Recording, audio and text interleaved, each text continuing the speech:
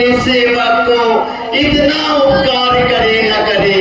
अरे हमारे प्रभु श्री रामचंद्र जी को 14 वर्ष का वनवास हुआ है।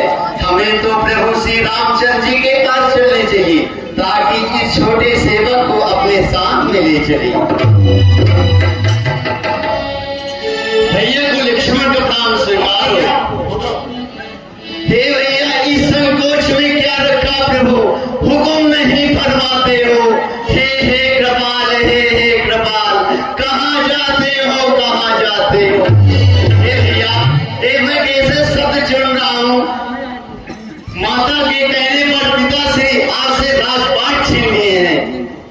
लक्ष्मण, ये हमारे वंश में यह सभ्यता तुम्हारे कहां से आ गई कि मको के कई नाम से कैसे पुकारना शुरू कर दिया? नहीं भैया, मैं उस कुल गंदे को माता नहीं कह सकता, आप कहिए। जो माता ने आपका राजपाट छीन लिया, मैं माता से कैसे कह सकता हूँ। सुनो, तुम ये बोल रहे हो कि पिताजी किसी स्त्री के चक्कर में फंस के और हमें कर दिए हैं, तो ये तुम गलत सोच रहे हो। हमारे धीर वीर पिता जैसे न तो किसी को बड़े भाग से मिलते हैं। यदि किसी का पिता भी दुराचारी क्यों न हो, फिर भी उसे सीधा भगवान की तरह पूछना चाहिए, क्योंकि यदि जो अपने पिता को भगवान की तरह नहीं पूछता, उससे स्वयं देवता को क्या स्वयं भगवान भी उसके पूजा को नहीं मानते। अब तुम ऐसे पिता के ऊपर बाण चलाने के लिए सोच रहे हो। नाम आ गई, आकाश में बैठे देवता भी सोचते होंगे कि मानो सभ्यता रघुवंशी में कितना गिर गई है कि आज मैं अपने स्त्री के साथ सिंहासन में बैठूंगा और पिता हाथ जोड़े बैठा खड़ा रहेगा।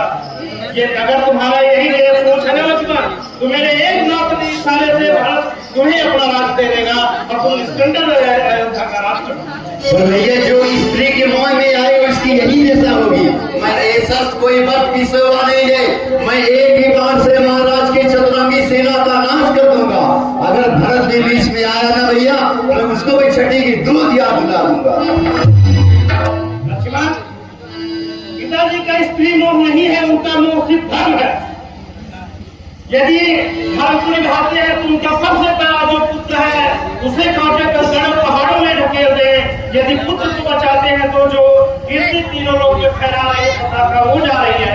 वह ऐसे पिता के लिए तुमने बाण उठाया है, अपना धनुष बाण रख दो और जब महाराज भरत अयोध्या का राज संभालेंगे तो उनके सेवा में तुम तैनात खड़े रहना।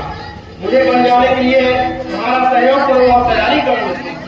ये लक्ष्मण शपथ देकर कहता है, आप राजा सिंहासन में माता सीता के साथ बैठेंगे और महाराज राजा दशरथ हाथ जोड़े आपके सामने खड़े रहेंगे। अब जब भारत राजा बने तभी इसको धारण करना है और प्रजा के हित में काम करना।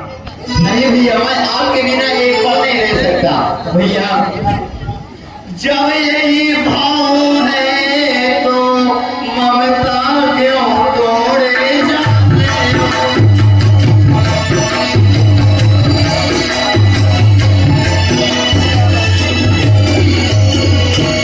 ममता क्यों छोड़े जाते हो। वो चरणों को से क्यों छोड़े जाते